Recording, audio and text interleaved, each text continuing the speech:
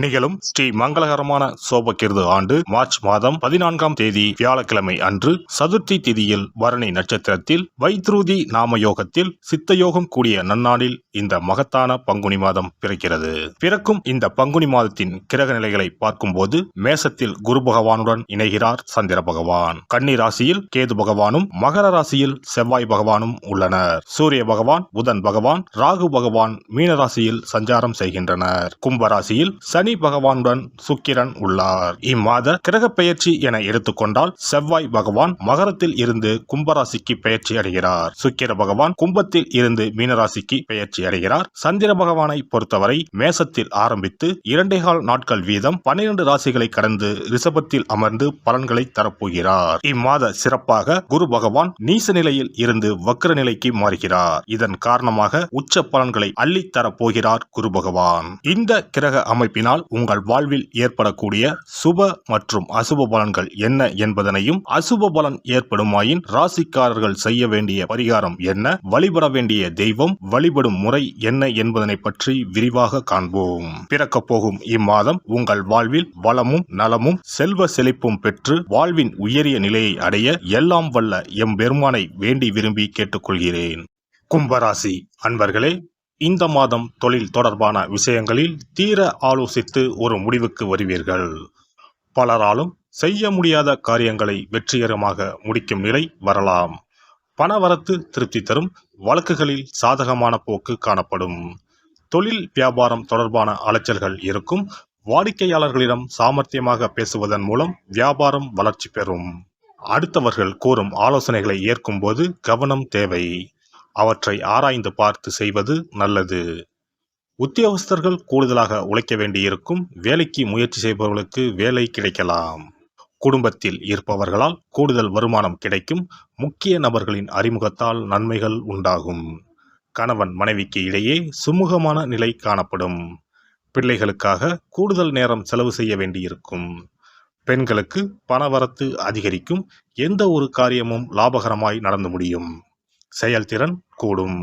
மாணவர்கள் பாடங்களை மன நிறைவுடன் படிப்பீர்கள். கூடுதல் மதிப்பெண் பெற மேற்கொள்ளும் முயற்சிகள் யாவும் வெற்றியடையும். கலைஞர்கள் உற்சாகமுடன் செயல்பட்டு கொடுத்த வாக்கினை காப்பாற்றி விடுவீர்கள். பணவரவு தாராளமாக இருக்கும். தேவையான பட வாய்ப்புகள் வரும். அரசியலில் உங்களுக்கு சாதகமான சூழ்நிலை நிலவும். குறிப்பிட்ட சிலர் உங்களுக்காக பேசுவார்கள். நற்காரியங்களில் ஈடுபட்டு பேரும் புகழும் கிடைக்கப் பெறுவீர்கள். நட்சத்திர பலன்கள் அவிட்டம் 3-4 பாதங்கள். இந்த மாதம் பயணங்கள் செல்ல நேரலாம். வாக்கு வன்மையால் எடுத்த காரியத்தை சிறப்பாக செய்து முடிப்பீர்கள். தொழில் வியாபாரத்தில் இருந்த போட்டிகள் விலகும். பணியாட்கள் மூலம் காரிய அனுகூலம் உண்டாகும். சரக்குகளை பாதுகாப்பாக வைப்பது நல்லது. சதயம் நட்சத்திரம். இந்த மாதம் உத்தியோகத்தில் இருப்பவர்களுக்கு உழைப்பு அதிகரிக்கும். எந்திரங்களை இயக்குபவர்கள் கவனமாக இருப்பது நல்லது. குடும்பத்தில் மகிழ்ச்சியும் குதூகலமும் ஏற்படும். குடும்ப உறுப்பினர்கள் ஒற்றுமையுடன் செயல்படுவார்கள். கணவன் மனைவிக்கு இடையே இருந்த மன வருத்தம் நீங்கும். பூரட்டாதி 1-2-3 பாதங்கள். இந்த மாதம் குழந்தைகள் உங்கள் சொல்படி நடப்பது மனதுக்கு மகிழ்ச்சி தரும். சாமர்த்தியமான பேச்சின் மூலம் எடுத்த காரியத்தை வெற்றிகரமாக செய்து முடிப்பீர்கள். தொழில் வியாபாரத்திற்கு தேவையான பண உதவிகள் கிடைக்கும். மாரியம்மனை தீபம் ஏற்றி வழிபட எல்லா துன்பங்களும் நீங்கும். காரிய வெற்றி உண்டாகும். அதிர்ஷ்ட கிழமைகள் திங்கள், புதன். சந்திராஷ்டம தினங்கள் பங்குனி 12-13. அதிர்ஷ்ட தினங்கள் 17, 18, 19. சிறப்பு பரிகாரம்.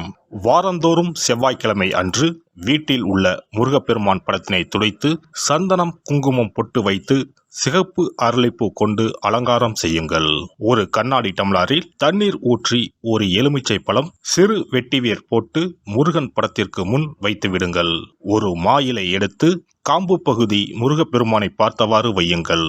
அகல் விளக்கில் நெய் தீபம் ஏற்றி மா இலையின் மீது வைக்க வேண்டும். தீபச்சுடர் முருகப்பெருமானை பார்க்கும் வண்ணம் இருக்க வேண்டும். கண்களை மூடி முருகப்பெருமானை மனமாற வேண்டி உங்கள் வேண்டுதல்களை வையுங்கள். பூஜை முடிந்த பிறகு அடுத்த நாள் டம்ளரில் உள்ள எலுமிச்சை பழத்தை உங்கள் வீட்டை சுற்றி திருஷ்டி கழித்து போட்டு விடுங்கள். 6 வாரங்கள் வரை இந்த வெட்டி வேரை மாற்ற தேவையில்லை. இவ்வாறு செய்து வழிபட்டு வர குடும்பத்தில் உள்ள எப்படிப்பட்ட கஷ்டமாக இருந்தாலும் அந்த கஷ்டத்திற்கு தீர்வு கிடைக்கும். நம்பிக்கை இல்லாமல் எந்த ஒரு வழிபாடும் செய்யக்கூடாது. நம்பிக்கையோடு செய்யும் பட்சத்தில் கைமேல் பலன் கிடைக்கும். இனி பங்குனி மாத சிறப்புகளும் வழிபாட்டின் பலன்களும் என்ன என்பதனை பற்றி காண்போம். பங்குனி மாதம் என்பது வழிபாட்டுக்கு உரிய மாதம். பங்குனி மாதம் வணங்குவதற்கும் பூஜைக்கும் உரிய மாதமாகும். ஒவ்வொரு மாதத்திலும் ஒவ்வொரு நட்சத்திரத்திற்கு முக்கியத்துவம் கொடுத்து விழாக்கள் நடத்துவது வழக்கம். ஆனால் பங்குனி உத்திர நட்சத்திரத்திற்கு மற்ற நட்சத்திரங்களை விட அதிக மகத்துவம் உண்டு. தெய்வ திருமணங்கள் அதிகம் நடைபெற்ற மாதம் பங்குனி மாதம். மாதங்களில் 12வது மாதம் பங்குனி, நட்சத்திரங்களில் 12வது நட்சத்திரம் உத்திரம். 12வது மாதமான பங்குனியும் 12வது நட்சத்திரமான உத்திரமும் இணையும் புனித நாள் பங்குனி உத்திரம் என்று கொண்டாடப்படுகிறது. எனவே பங்குனி மாத உத்திரத்தின் சிறப்புகள் அதிகம். பங்குனி உத்திர நாளில் அனைத்து ஆலயங்களிலும் சிறப்பு வழிபாடுகள் நடைபெறும். கிராம கோவில்களில் அக்னி சட்டி ஏந்துதல், பூஜைகள் விமர்சையாக நடைபெறும். எண்ணற்ற ஆலயங்களில் சுவாமி அம்பாள் திருக்கல்யாணம் நடைபெறும். சிலருக்கு கைகூடாமல் திருமணம் தள்ளி போனால் பங்குனி உத்திர நாளில் விரதம் இருந்து இறைவனை வழிபட்டால் வெகு சீக்கிரம் திருமணம் கைகூடும் என்பது ஐதீகம். அதோடு காதலிப்போர் மனதுக்கு பிடித்தவரை கரம் பிடிக்கவும் பங்குனி உத்திர விரதம் இருப்பது மிகுந்த பலனை கொடுக்கும். பங்குனி உத்திரம் கல்யாண விரதம் என்றும் அழைக்கப்படுகிறது. 8 வகையான மகா விரதங்களில் கல்யாண விரதமும் ஒன்று. ஆகவே இந்த நாளில் திருமணம் ஆகாத இளையோர் விரதம் இருந்து தமக்கு நல்ல வரன்கள் கிடைக்க வேண்டும் என்று சிவபெருமானையும் பார்வதி தேவியாரையும் வேண்டுவது நல்ல பலன்களை பெற்றுத்தரும். இத்தினத்தில் மேற்கொள்ளும் விரதம் மிகவும் விசேஷமானது. நீண்ட நாள் ஒற்றுமையுடன் வாழ விரும்பும் தம்பதியர் விரதம் இருந்து சிவனுக்கும் சிவ பார்வதிக்கும் அபிஷேகம் செய்வார்கள். இந்த விரதத்தை முருகனை வேண்டியும் செய்யலாம். அதோடு அன்னதானம், வஸ்திரதானம் செய்வதும் சிறப்பானது. ஜாதக தோஷத்தால் திருமணம் தடைபட்டவர்கள் வழிபாடு மேற்கொள்ளவும் சிறந்த நாள் இதுவாகும். செவ்வாய் தோஷம் காரணமாக திருமண தடைகளை சந்திப்பவர்களுக்கு பங்குனி உத்திரத்தன்று முருகனை மனமுருகி வணங்கினால் திருமண தடைகள் நீங்கி திருமணம் சுபமாக முடியும். குழந்தை பேரில்லாமல் தவிப்பவர்கள் பங்குனி மாத விரதம் இருந்து அம்மன் கோவில்களுக்கு சென்று வழிபட அந்த அம்மனின் அனுக்கிரகத்தால் நிச்சயம் புத்திர பாக்கியம் கிடைக்கும்.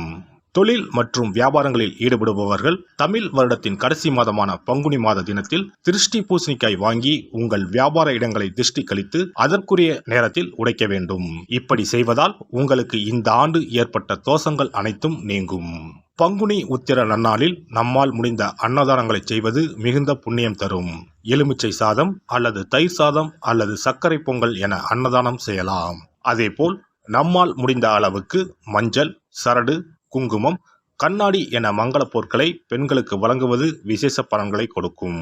முருகப்பெருமான் நமக்கு இதுவரை இருந்த காரிய தடைகள் அனைத்தையும் களைந்து நமக்கு நல்வழி காட்டி அருளுவார். பங்குனி மாதத்தில் அனைத்து நாட்களிலும் கோவிலுக்கு சென்று வருவது மிக்க பலனை தரும்.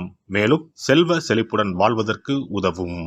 எல்லாம் வல்ல இறையருளால் நீங்களும் உங்கள் அன்பு குடும்பமும் உடல் நலம், நீலாயுள், நிறை செல்வம், உயர் புகழ், மெய்ஞானம் ஓங்கி வாழ்க வளமுடன். இந்த வீடியோ பதிவு உங்களுக்கு பிடித்திருந்தால் லைக் பண்ணுங்க, கமெண்ட் பண்ணுங்க, ஷேர் பண்ணுங்க. மறக்காம சப்ஸ்கிரைப் பண்ணுங்க. பக்கத்துல இருக்கிற பெல் பட்டனை கிளிக் பண்ணுங்க. நன்றி, வணக்கம். ஓம் நமச்சிவாய. சிவாய நம.